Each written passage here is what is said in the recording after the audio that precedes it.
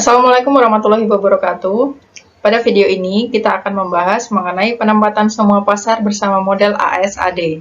Sebelumnya, video ini dibuat dengan tujuan untuk memenuhi tugas Teori Ekonomi Makro 2 yang diampu oleh dosen Imam Awaludin, SEMSI. Sebelumnya, dalam pembuatan video kali ini, saya tidak sendiri, bersama tim saya, Anissa Mardotila, Mutiara Ananda, dan Dinda Koirunisa.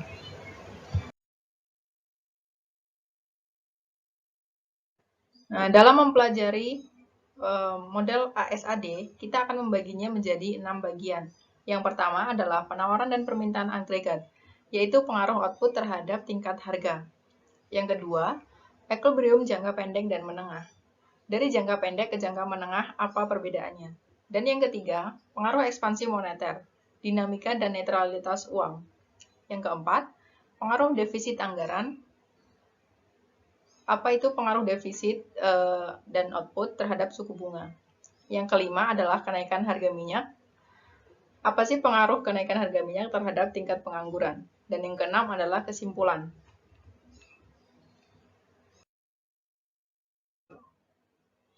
Dalam video ini, intinya kita akan membahas bagaimana penggabungan hubungan penawaran dan permintaan agregat dalam model ASAD yang mencakup implikasi di pasar tenaga kerja, pasar barang, dan pasar keuangan.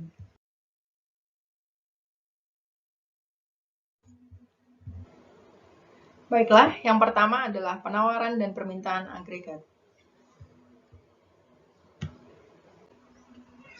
Penawaran agregat atau agregat supply merupakan hubungan penawaran agregat yang mencakup pengaruh output terhadap tingkat harga dan tidak terpengaruh pada tingkat inflasi. Secara grafis, seperti kurva penawaran, terdapat hubungan positif antara output dan harga. Tingkat harga yang sama dengan harga yang diharapkan atau P sama dengan PE pada jangka menengah itu akan berpengaruh, tetapi tidak pada jangka pendek. Di sini, yang akan menggeser kurva penawaran agregat adalah harga. Ketika harga naik, maka output akan turun dari Y1 ke Y2. Yang dimaksud hubungan positif antara harga dan tingkat output adalah di sepanjang kurva AS. Artinya, ketika harga naik, maka output juga akan menaik. Begitu pula dengan sebaliknya. Jika output turun, harga akan ikut turun. Selanjutnya adalah permintaan agregat atau agregat demand. Hubungan ini mencakup pengaruh tingkat harga terhadap output. Hubungan kurva AD memiliki kemiringan yang menurun atau slope negatif. Output dan harga berhubungan negatif. Artinya, ketika harga naik, maka output akan otomatis turun. Pada tingkat harga tertentu, peningkatan pengeluaran pemerintah akan meningkatkan output yang menggeser kurva AD ke kanan. Dan sebaliknya, jika pengeluaran pemerintah turun atau G turun, itu akan menggeser kurva AD ke kiri. Perubahan kebijakan moneter atau fiskal dalam setiap variabel selain pada tingkat harga yang menggeser kurva permintaan agregat adalah belanja pemerintah, investasi, dan konsumsi. Selanjutnya adalah equilibrium jangka pendek dan menengah. Dalam sebelumnya kita sudah membahas apa itu penawaran dan permintaan agregat. Lalu bagaimana jika keduanya digabungkan menjadi satu?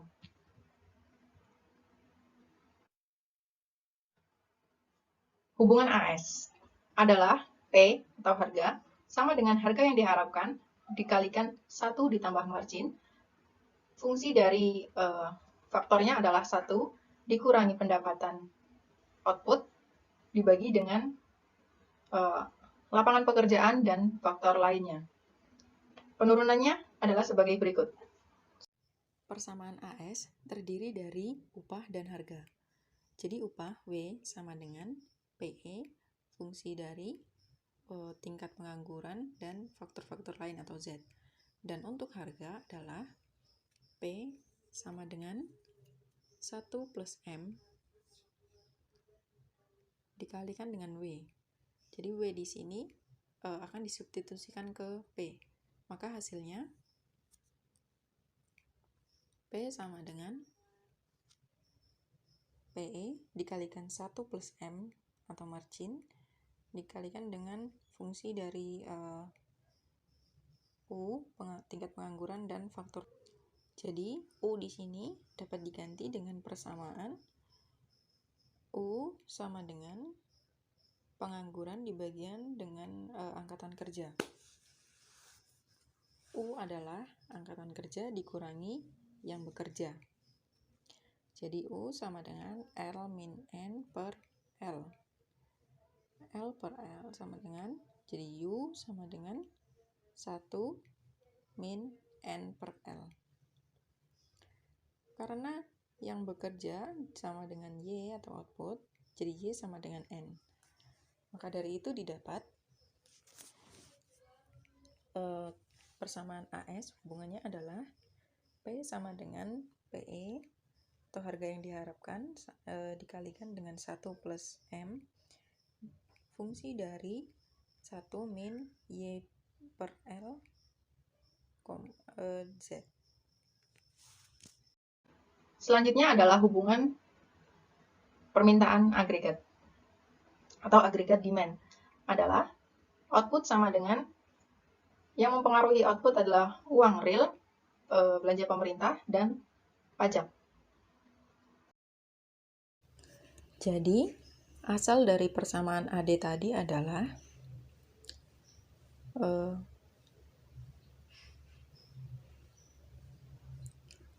pasar barang dan pasar keuangan. Di sini pasar barang persamaannya adalah Y sama dengan C plus I plus G.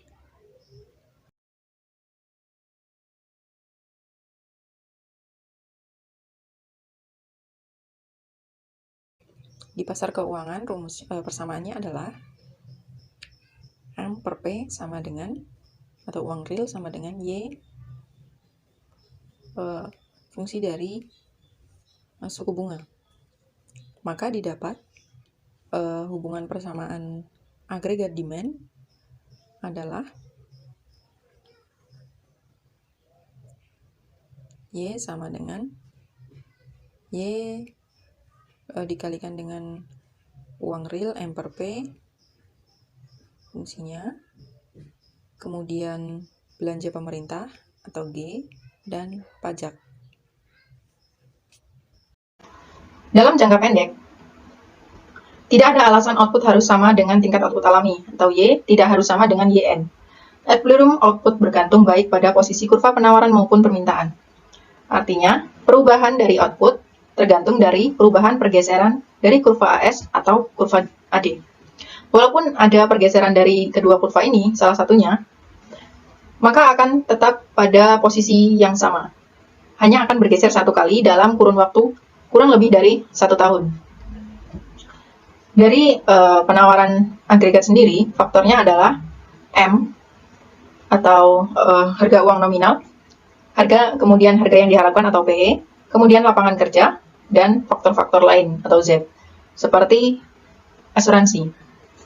Kemudian yang menggeser kurva AD di dalam jangka pendek adalah dari penurunan kurva IS atau kebijakan fiskal, yakni perubahan belanja pemerintah dan pajak, dan perubahan dari LM atau kebijakan moneter yang mengubah harga uang real atau M per P. Kemudian dalam jangka menengah, penyesuaian output dengan berlalunya waktu atau berkelanjutan dalam kurva AS akan berhenti pada saat Y sama dengan YN dan P sama dengan PE, atau output sama dengan output alami dan harga saat ini sama dengan harga yang diharapkan. Penyesuaiannya melalui perubahan tingkat harga. Misalnya, jika harga uang nominal naik atau M naik, akan menggeser kurva LM ke kanan, sehingga ini akan menyebabkan suku bunga akan turun dan output akan naik. Akibatnya, kurva AD akan bergeser ke kanan, sehingga akan meningkatkan harga dari P1 ke P2, dan ini akan meningkatkan output dari pekerja atau gaji, W, akan naik, yang juga akan menyebabkan kurva AS bergeser ke atas. Dalam equilibrium jangka panjang, kurva AS akan berhenti bergeser dari Y sama dengan YN, atau P sama dengan PE. Dalam jangka menengah ini, waktu yang diperlukan kurang lebih 2-3 tahun dan yang paling lama adalah 5 tahun. Sesuai dengan rumus tadi, hubungan AS atau kurva AS akan bergeser dari pengaruh PE, M, Y, L, dan Z. Misalnya, jika PE naik, maka otomatis itu akan menaikkan gaji atau W naik sehingga P naik. Jika Y yang naik, maka N atau L di situ otomatis akan naik sehingga dan tingkat pengangguran akan turun sehingga gaji yang disediakan oleh perusahaan akan naik sehingga di situ akan menaikkan harga. Jika faktor lain selain Y dan P berubah, itu maka akan menggeser kurva penawaran agregat atau AS. Dengan asumsi N tetap, ketika L naik, maka tingkat pengangguran atau U akan naik sehingga upah akan turun. Di situ akan menyebabkan P atau harga akan turun. Sedangkan dalam agregat demand atau AD menghubungkan Y dan P. Hubungannya yang dibahas sebelumnya adalah hubungan negatif. Equilibrium pasar barang di situ yang mempengaruhi adalah M per P, G, dan T. Ketika M naik, itu akan menggeser kurva LM ke kanan. Saat T dalam posisi sama atau harga yang sama, akan menggeser kurva AD ke kanan. Selanjutnya, jika G yang naik, itu akan mempengaruhi kurva IS yang bergeser ke kanan, sehingga kurva agregat demand atau AD bergeser naik ke kanan, yang menyebabkan output atau Y naik. Sedangkan jika T yang naik, maka kurva IS akan bergeser ke kiri, sehingga agregat demand atau kurva AD akan bergeser ke kiri atau turun, yang menyebabkan output juga akan turun. Jadi didapat, perpotongan antara kurva AS dan kurva AD atau ditunjukkan oleh huruf E merupakan equilibrium dari pasar barang, pasar tenaga kerja, dan pasar keuangan. Baik, selanjutnya adalah pembahasan selanjutnya yaitu pengaruh ekspansi moneter.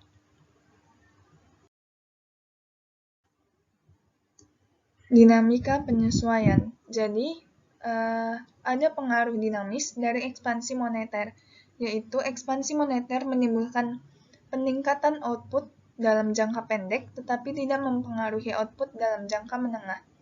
Kita dapat melihat pada gambar, kita asumsikan bahwa sebelum perubahan uang nominal, output berada pada tingkat alaminya. Permintaan agregat dan penawaran agregat bersilangan di titik A. Tingkat output di A sama dengan YN, dan tingkat harga sama dengan P. Untuk tingkat harga tertentu P, peningkatan uang nominal M menyebabkan peningkatan stok uang real M per P yang menimbulkan peningkatan output. Kurva permintaan agregat bergeser ke kanan, yaitu dari AD ke AD aksen. Dalam jangka pendek, ekonomi naik dari titik A ke titik A aksen, output meningkat dari YN ke Y aksen, dan tingkat harga meningkat dari P ke P aksen. Dengan berlalunya waktu, penyesuaian ekspektasi tingkat harga mulai berlaku. Ketika output lebih tinggi dari tingkat output alami, tingkat harga lebih tinggi dari yang diharapkan penetap upah. Mereka kemudian merevisi ekspektasinya, yang menyebabkan kurva penawaran agregat bergeser ke atas dengan berlalunya waktu. Ekonomi bergerak naik sepanjang kurva penawaran agregat AD aksen. Proses penyesuaian akan berhenti ketika output kembali ke tingkat output alami. Pada titik tersebut, tingkat harga sama dengan tingkat harga yang diharapkan. Dalam jangka menengah, kurva penawaran agregat diberikan oleh AS 2 aksen dan ekonomi berada di titik A2 aksen, output kembali ke YN dan tingkat harga sama dengan P2 aksen. Jadi, jika output kembali ke tingkat output alami, stok uang real juga harus kembali ke nilai awalnya. Dengan kata lain, peningkatan harga yang proporsional harus sama dengan peningkatan proporsional dalam stok uang nominal. Contohnya, jika peningkatan awal uang nominal sama dengan 10%, maka tingkat harga berakhir 10% lebih tinggi. Selanjutnya yaitu netralitas uang. Seberapa besar pengaruh ekspansi moneter pada awalnya jatuh terhadap output dan seberapa besar tingkat harga bergantung pada kemiringan kurva penawaran agregat. Netralitas uang dalam jangka menengah bukan berarti bahwa kebijakan moneter tidak dapat atau tidak boleh digunakan untuk mempengaruhi output. Sebagai contoh, kebijakan moneter ekspansioner dapat membantu ekonomi bergerak keluar dari resesi dan kembali dengan lebih cepat ke tingkat output alami. Pembahasan selanjutnya yaitu penurunan defisit anggaran. Pengurangan defisit anggaran ini dapat kita sebut sebagai kontraksi fiskal atau konsolidasi fiskal. Dalam jangka pendek, pengurangan defisit anggaran menimbulkan penurunan output dan mungkin menimbulkan penurunan investasi. Pengaruh jangka pendek yang negatif terhadap output dapat dihindari dengan menggunakan bauran kebijakan moneter fiskal yang tepat. Kemudian dalam jangka menengah, output kembali ke tingkat output alami dan suku bunga lebih rendah. Dalam jangka menengah ini, pengurangan defisit jelas akan menimbulkan peningkatan investasi. Kemudian, dalam jangka panjang, tingkat output bergantung pada modal saham dalam ekonomi. Jadi, jika defisit anggaran pemerintah yang lebih rendah menghasilkan lebih banyak investasi, hal itu akan menyebabkan modal saham yang lebih tinggi, dan modal saham yang lebih tinggi itu akan menghasilkan output yang lebih tinggi. Semua hal mengenai pengaruh pengurangan defisit melalui konsolidasi fiskal akan berlaku pada ukuran kebijakan yang ditunjukkan untuk meningkatkan tabungan swasta. Kenaikan suku bunga tabungan swasta yang berarti konsumsi yang lebih rendah daripada pendapatan disposable yang sama, menurunkan permintaan dan output dalam jangka pendek. Sementara, output tidak berubah dalam jangka menengah dan melalui peningkatan modal saham dari investasi yang meningkat, akan meningkatkan output dalam jangka panjang. Adalah kenaikan harga minyak. Apa sih pengaruh kenaikan harga minyak terhadap kurva AD dan AS? Di sini terdapat grafik dari harga minyak nominal dan real di Amerika Serikat. Pada garis yang merah merupakan harga minyak nominal, sedangkan garis yang hijau adalah harga minyak real, yaitu ketika harga minyak dibagi dengan tingkat harga yang terjadi pada kurun waktu tertentu. Di sini ditunjukkan pada tahun 1970-an, harga minyak nominal hanya mencapai $10 per barel. Sedangkan di tahun 1980-an, harga minyak real melejit hingga mencapai kisaran 60-70 dolar per barel. Kemudian turun lagi. Pada tahun 2000-an, harga minyak mulai naik kembali karena pengaruh ekonomi yang cepat atau pertumbuhan ekonomi yang cepat terutama di wilayah Tiongkok yang menyebabkan permintaan minyak lebih cepat atau permintaan minyak lebih banyak sehingga harga minyak dari harga nominal dan real akan otomatis naik.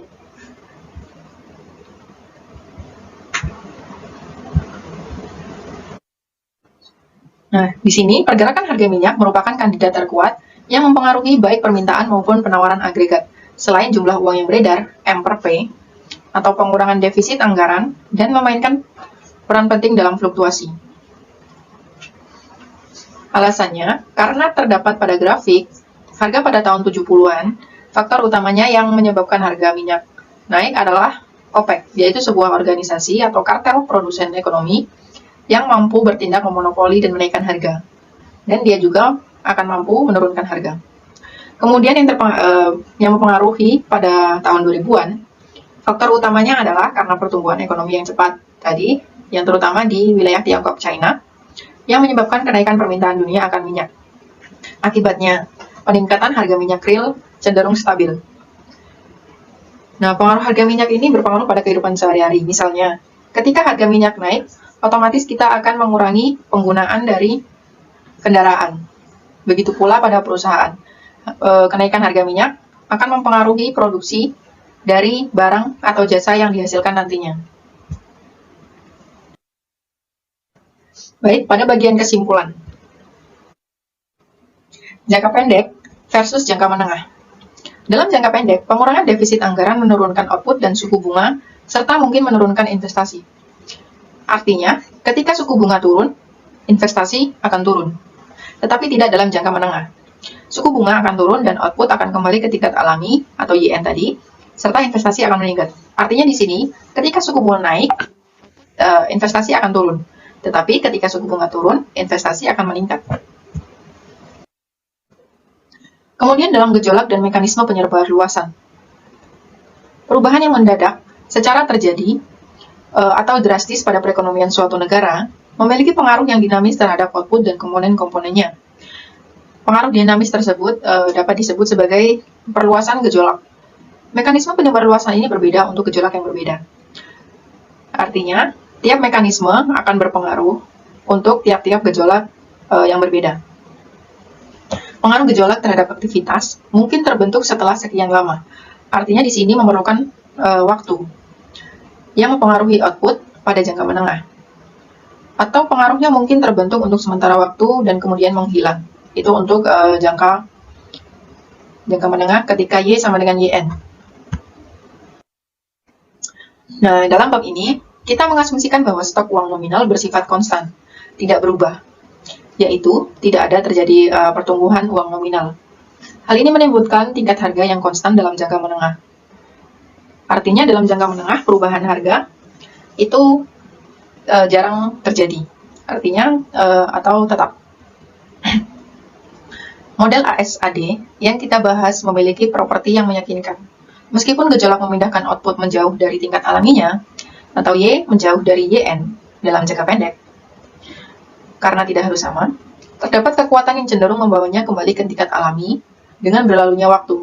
Artinya di sini waktu berperan penting dalam mengembalikan output.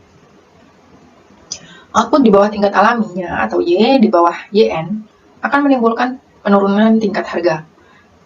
Artinya ketika output turun, Y turun, maka P akan turun. Yang pada gilirannya akan menimbulkan peningkatan stok uang real. M per P akan naik. Suku bunga akan turun atau I, dan peningkatan permintaan serta output akan turun. Apa yang menyebabkan pergeseran pada kurva AD atau permintaan agregat?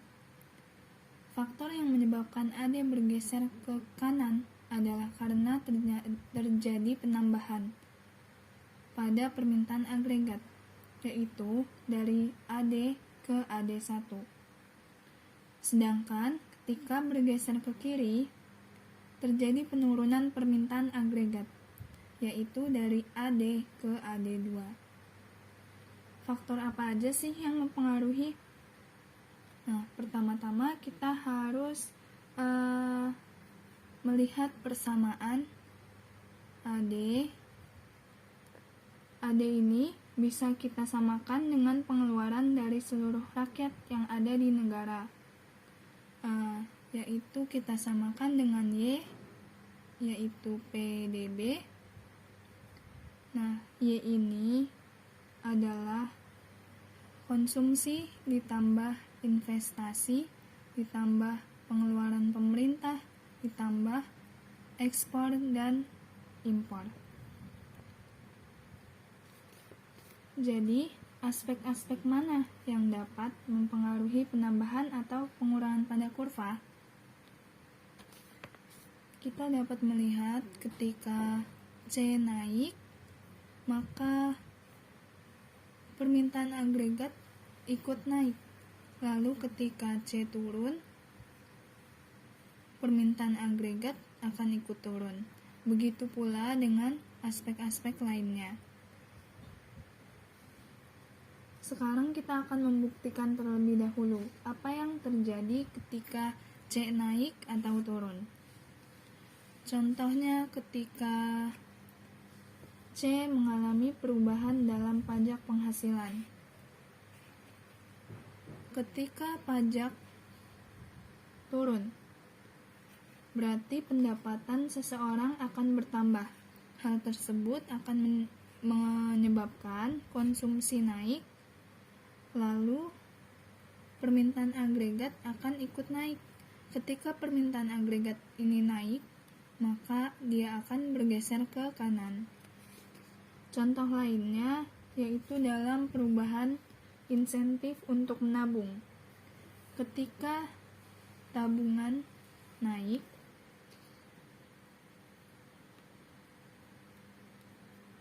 konsumsi seseorang akan menurun, dan hal tersebut menyebabkan permintaan agregat ikut menurun. Permintaan agregat yang menurun ini akan menyebabkan kurva bergeser ke kiri. Lalu, contoh dalam investasi. Contohnya ketika ada percobaan dalam kepercayaan diri untuk bisnis. Ketika ada pandemi, kepercayaan diri seseorang untuk bisnis menurun, maka investasi akan turun, dan hal tersebut menyebabkan permintaan agregat ikut turun. Permintaan agregat yang turun ini menyebabkan kurva bergeser ke kiri. Lalu ketika kepercayaan bisnis dalam masyarakat ini meningkat, maka yang terjadi adalah permintaan agregat akan ikut meningkat, dan hal tersebut menyebabkan kurva permintaan agregat bergeser ke kanan. Contoh lainnya yaitu dalam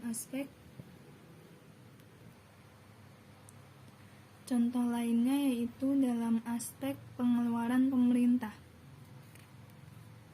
Contohnya ketika pemerintah membeli senjata, maka pengeluaran pemerintah akan naik, dan hal tersebut menyebabkan permintaan agregat ikut naik, dan hal ini menyebabkan kurva permintaan agregat bergeser ke kanan. Lalu contoh dalam ekspor dan impor. Contohnya yaitu perubahan dalam kebijakan pemerintah dalam ekspor dan impor. Contohnya ketika pemerintah mengurangi impor,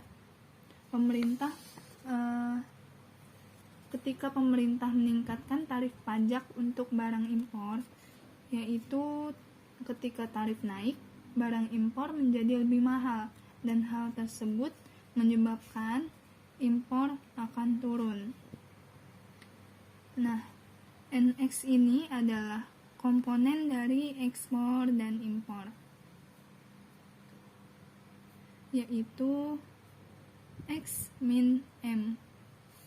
Ketika M-nya ini turun, maka NX akan naik, dan ketika NX naik, maka permintaan agregat akan naik, dan hal tersebut akan menggeser kurva AD ke kanan. Jadi, ada 4 komponen yang mempengaruhi pergeseran kurva permintaan agregat, yaitu konsumsi, investasi, pengeluaran pemerintah, dan ekspor-impor. Baiklah, sekian presentasi atau pada sesi video kali ini. Saya bersama tim mengucapkan terima kasih. Mohon maaf apabila terdapat kesalahan, dan terima kasih sudah menonton. Assalamualaikum warahmatullahi wabarakatuh.